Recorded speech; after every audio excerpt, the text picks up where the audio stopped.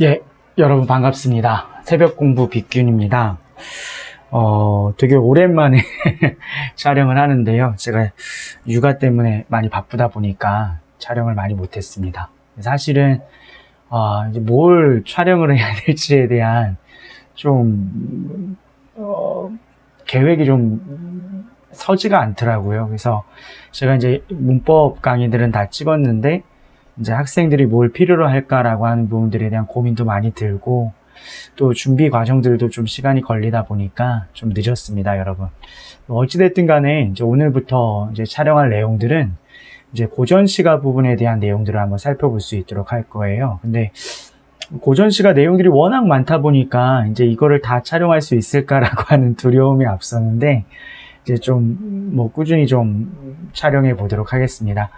제가 다루고자 하는 고전 시가 내용은 아주 깊이 있는 학술적인 부분까지 들어가는 내용들은 아니고 여러분들이 이제 공부를 해 나가는 데 있어서, 그러니까 고등 과정에 공부를 해 나가는 데 있어서 이 작품에 대해서 최소한 이 정도는 알고 있어야 된다라고 하는 선에서 이제 수업을 진행을 하도록 하겠습니다.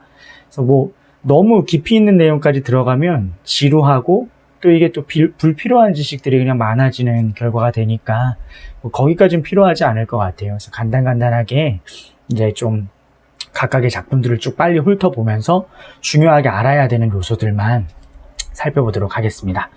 자, 그럼 오늘은 우선 이제 고대가요에 대한 얘기를 좀 해볼 건데, 고대가요는 사실은 볼 게 그렇게 많지 않아요. 내용 분량도 짧고 이론적인 부분들도 굉장히 별로 없기 때문에 이제 중요하게 다루어지진 않습니다. 근데 우리가 문학사라고 하는 것을 배우는 과정 안에서 이 고대가요라고 하는 고대가요라고 하는 것이 가장 시작에 해당하는 것이기 때문에 교과서에는 보통 한두 편의 작품들은 꼭 들어가 있죠. 그래서 그 내용들을 한번 살펴보고 나서 이제 고대가요의 일반적인 특성, 그 다음에 이제 주요 작품들에 대해서 이제 좀 살펴보도록 하겠습니다, 여러분. 자, 그럼 한번 살펴보죠, 여러분.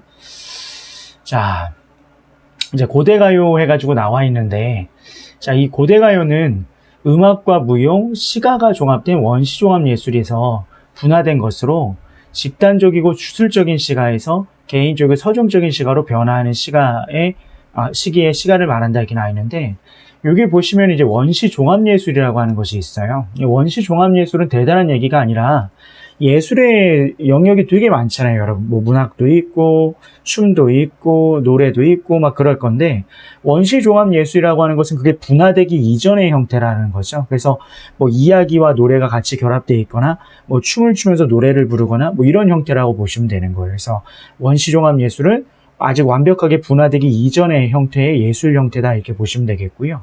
그래서 고대가요는 그런 원시종합예술로서의 성격을 갖기 때문에 우리가 보는 것은 구지가라든가 공무도화가라고 하는 노래만 보게 되지만 실제로는 그 노래만 존재하는 것이 아니라 배경 설화 안에 이야기 속에 그 노래들이 들어가 있는 형태라고 보시면 되죠. 그래서 완벽하게 어떤 이야기와 시가라고 하는 것 자체가 분화되지 않은 형태를 보여준다 이렇게 생각하시면 되겠어요. 그래서 이 원시종합예술이라고 하는 내용은 그런 내용이고, 집단적이고 주술적인 시가에서 개인적이고 서정적인 시가로 변한다. 이게 사실은 고대가요의 특징에서 제일 중요한 요소라고 보시면 돼요. 그래서 집단적이고 주술적인 내용이다. 그러니까 주술적이라고 하는 것은 뭔가 초월적인 존재에게 무엇인가를 기원하거나 이런 내용이 주술적인 내용이고요. 집단적인 성격이라고 하는 건 여러 사람이 같이 모여가지고 노래를 불렀다 이 얘기죠.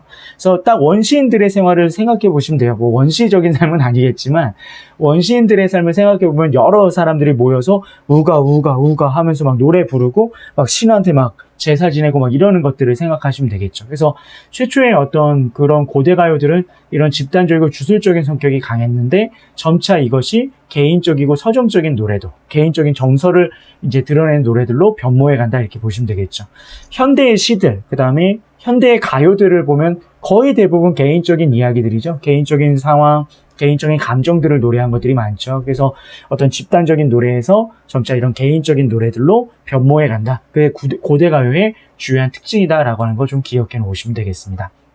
자, 그럼 이어서 이제 고대가요 형성해가지고 나와 있는데, 고대 가요는 특정한 형식이 정해져 있는 시가 아니에요, 여러분. 그러니까 여러분들이 보는 것들은 한자로 되어 있어가지고 이제 사구체, 그러니까 네 줄로 되어 있는 한역 시가들이 많이 있는데 사실 그건 형식이 아니고 고대 가요는 글자가 없던 시기에 구전되던 거죠. 입에서 입으로 전해된 것이 이제 후대로 오면서 한자를 사용하면서 한자로 번역된 형태가 사용됐다 이렇게 보시면 되겠어요. 그래서 구전되어 오거나 한역되어서 후대에 기록된 것이다. 그래서 정책된 것이기 때문에 창작식이나 정확한 시가의 내용을 알기 어렵다. 그러니까 우리가 알고 있는 시가의 내용도 사실 최초의 형태를 담고 있다 이렇게 알기가 어렵다는 거죠. 왜냐하면 구전되던 거니까. 그리고 한자로 번역되는 과정에서 원래의 형태 같은 것들이 좀 달라질 수 있었다 이렇게 보시면 되겠습니다. 그래서 특정한 형식은 없는데 구전되던 것이 한역되어서 기록되는 것들이 많다 이렇게 보시면 되겠고요. 이제 고대가요의 특징에서 나와 있는데 요거는 기억해 두셔야 됩니다, 여러분. 고대가요는 그래서 시가가 문학적 형태로 분리되지 않았다. 자, 이게 무슨 말이냐? 시가가 단독으로 존재하지 않는다는 거죠. 그러니까 노래가 우리가 뭐 시처럼 단독의 시 작품이 있거나 노래 작품이 있는 것이 아니라 문학 작품, 그러니까 이야기 속에 시가 들어가 있다 이렇게 보시면 되겠어요. 그래서 독립된 형태로의 시가 형태가 아니다 이렇게 기억하시면 되겠고요. 그래서 여기 두 번째 것도 그런 영전선이라고 보시면 되겠죠. 그래서 설화 속에 삽입되어 전한다라고 하는 거. 그래서 그 노래의 배경을 알 수 있다. 그 다음에 전반기 고대 가요는 의식요나 노경요가 의식요는 제사를 지내는 거예요. 초월적 존재에게 뭔가 기원하는 제사를 지내거나 노동을 하면서 불렀던 노래. 이런 것들이 많다. 전반기에는. 그리고 주술적이고 집단적인 성격이 강하다. 후반기는 개인적 서정적인 성격이 강하다. 앞에서 얘기했던 거죠, 여러분. 처음에 얘기했던 요 내용이라 보시면 되겠죠. 자, 그리고 마지막에 집단 서사문학에서 개인 서정문학으로 발전해가는 과정을 띈다. 뭐 이게 여러 내용이 있지만 사실 요 내용과 요 내용은 같은 내용인 거죠, 여러분. 그래서 요 묶어가지고 기억하시면 되겠습니다. 이게 일반적인 고대가요의 특징이다 이렇게 보시면 되겠고요. 요 정도만 알면 됩니다. 정말로 고대가요의 특징은 요 정도만 알면 되고요. 뭐 더 깊게 들어가면 굉장히 복잡해지고요. 알 필요도 없습니다. 자, 이제 첫 작품, 고대가요의 이제 첫 작품으로 한번 살펴보죠. 공무도화가라고 하는 작품인데 이 공무도화라고 하는 것은 니마 그 강 건너지 마오라는 뜻입니다. 그래서 님이요, 그 강 건너지 마세요 이런 뜻인데 이제 배경설화가 있어요. 아까 말씀드렸듯이 이런 고대가요들은 전부 다 배경설화 안에 포함되어 있는 노래이기 때문에 배경설화가 있는데 자, 한번 보죠.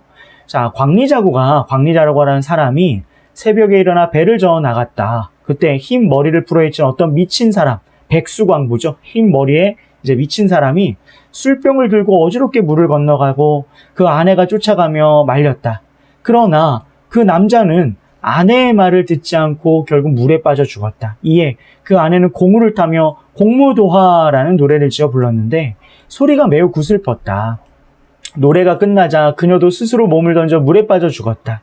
광리자고가 돌아와 자, 아내 여옥에게, 그러니까 이 여옥은 광리자고의 아내가 되는 거겠죠. 아내 여옥에게 그가 본 광경과 자, 노래를 이야기해 주었다. 자, 여옥은 슬퍼하며 공우를 안고, 공우는 안기예요, 여러분. 자, 공우를 안고 그 소리를 본받아 타니 듣는 자들은 모두 슬퍼했다. 여옥은 그 노래를 이웃 여자 여용에게 전해주었는데 이를 일컬어 공우인이라고 한다. 그러니까 공우를 타면서 불렀던 노래 정도라는 뜻이라 보면 되겠죠. 그래서 이 공무도화가의 다른 명칭이 공우인이다 이렇게 보시면 되겠고요. 그럼 작가가 누구냐? 이 공무도화가의 작가가 누구냐? 광리자고의 아내가 작가라고 보는 사람도 있고, 아니 백수광부의 아내를 이제 작가라고 보는 사람도 있다 이렇게 보시면 되겠어요. 근데 작가는 큰 의미는 없습니다. 자, 그럼 이런 배경설을 가지고 있는 거죠. 이제 이 배경설화 안에 어떤 이야기, 어떤 노래가 들어가 있느냐? 그러니까 노래를 불렀다고 했으니까. 자, 이 노래의 내용은 이제 요 내용인데 정리된 걸 잠깐 보시면요. 여기 이제 작가 아까 말씀드렸죠. 백수광부의 아내라도 보고 광리자고의 아내로도 본다. 자, 고대가요고 한역시가고 서정시다. 고대가요 중에서 서정시에 해당하는 거예요, 이거는. 자, 체념적이고 애상적이고 서정적이다. 체념적이다라고 하는 건 내가 어떻게 할 수 있는 게 없어. 그냥 받아들여야 돼, 이거죠. 부정적인 상황을. 애상적인 건 슬픈 겁니다, 여러분. 서정적인 거, 제가 정서를 얘기하고, 자, 임과사별한 슬픔이다. 가장 오래된 서정시가다. 집단가요에서 개인 서정시로 넘어가는 단계의 가요이다. 뭐 이런 내용이 있어요. 그래서 이게 주요 특징이라고 보시면 되겠고요. 자, 여기 또 어떤 특징적인 요소가 더 나와 있는데 중요한 건 요거예요, 여러분. 이 공무도화가라고 하는 작품이 전통적인 정서인 한의 정서를 잘 표현하고 있다라고 하는 것이 중요한 특징입니다. 한의 정서를 잘 나타내고 있다. 그래서 우리 민족의 어떤 여성들이 갖는 전형적인 어떤 정서, 전통적인 정서를 한의 정서라고 얘기하는데, 한의 정서는 일종의 마음의 응어리 정도라고 보면 되겠죠. 풀지 못한 마음의 응어리 정도라고 보시면 되겠습니다. 그래서 이별과 죽음에서 나오는 한의 정서는 정읍사, 가시리, 서경별곡, 진달래꽃 등으로 이어지는 민족 정서의 전통을 마련했다. 그래서 여기 나와 있는 요 작품들이 전부 다 이별의 한, 이별의 정한, 이별의 한이라고 하는 것을 담고 있는 작품들입니다. 그래서 어떤 문제가 많이 나오냐면 비교하라라고 하는 문제가 많이 나와요, 여러분. 그래서 뭐 이런 특징들이 있다 정도로 이해하면 되겠고요. 자, 이제 밑에 이제 작품을 좀 본격적으로 살펴보면, 자, 작품을 한번 보죠. 자, 이제 한역시가니까 이렇게 한자로 써 있는데 한자 몰라도 상관없습니다, 여러분. 그래서 이게 뭐 이렇게 했는데 이게 이제 해석한 게 이거죠. 이마 그 물을 건너지 마오. 임은 끝내 물을 건너셨네. 물에 빠져 돌아가시니 가시님을 어이할 거. 자, 이렇게 네 줄로 되어 있는데, 자, 이 공무도화가에서 여러분이 아셔야 되는 건 딱 두 가지입니다. 자, 하나는 물의 이미지. 자, 물의 이미지인데 물이 갖는 의미가 무엇이냐. 두 번째는 체념적 정서입니다. 자, 체념적 정서. 자, 이 두 가지만 딱 기억하시면 돼요. 공무도화가에서는. 자, 그럼 무슨 말이냐? 여기도 물이 있고, 여기도 물이 있고, 여기도 물이 있는데, 이 물이 갖는 의미가 좀 다를 수 있다는 거예요. 그러니까, 자, 이마, 그 물을 건너지 마오 할 때, 이 물이라고 하는 건 사랑하는 님이 물에 빠지지 않았으면 좋겠는 마음이기 때문에, 여기서의 물이라고 하는 건 어떤 사랑의 마음을 담고 있다, 이렇게 보시면 되겠습니다. 자, 근데 두 번째로, 임은 끝내 물을 건너셨어요. 이건 뭐죠? 물에 빠지셨으니까 결국 이별하게 된 거죠. 그래서 이별을 의미하는 물입니다.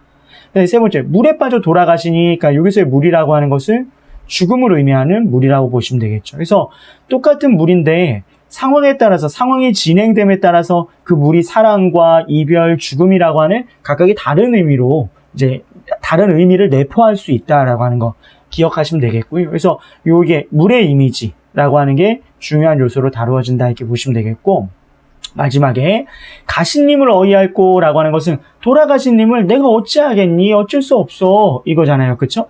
그러니까 이거는 결국은 이 상황을 받아들일 수밖에 없다. 이 부정적 상황을 받아들일 수밖에 없다라고 하는 체념적 정서가 나타난다. 자, 이 얘기죠. 그래서 사실 내용이 짧기 때문에 뭐 이렇게 뭐 별다른 내용은 없어요. 그러면 우리가 이 공무도화가를 공부할 때 이런 어떤 문학사적인 배경이라고 하는 거 기억하시면 되겠고, 거기에 대해서 내용적인 부분에 있어서는 어떤 이별의 한, 이별의 슬픔이라고 하는 것이 주제의식이다. 이 물의 이미지라고 하는 것이 좀 다르다. 마지막에 어떤 체험적 정서가 나타난다 정도로 이해하시면 되겠습니다. 그래서 뭐 더 깊은 내용이 없어요, 여러분. 그러니까 뭐 사실은 뭐 백수광보를 뭘로 볼 것이냐, 뭐 술의 신으로 볼 것이냐, 뭘로 볼 것이냐, 되게 의미적인 해석들이 굉장히 다양한데요. 거기까지 몰라도 상관없습니다, 여러분. 학교 시험을 보든 뭘 하든 그것까지 몰라도 상관없으니까 딱 여기 제시된 내용 정도만 이해하시면 되겠습니다. 자, 오늘은 여기까지 보고요, 여러분. 이제 다음 시간은 고대가요의 다른 작품들에 대해서 좀 더 살펴보도록 하겠습니다. 자, 오랜만에 고생 많으셨습니다.